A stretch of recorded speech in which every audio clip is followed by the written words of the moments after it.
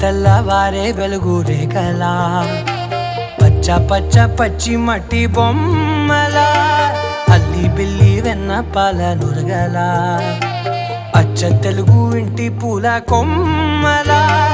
దేవదేవుడే పంపగా ఇలా దేవతే మా ఇంట అడుగే పెట్టెనంట బ్రహ్మ కళ్ళలో కాంతులే మా అమ్మలా మా కోసం మళ్ళీ లాలి పాడేనంట.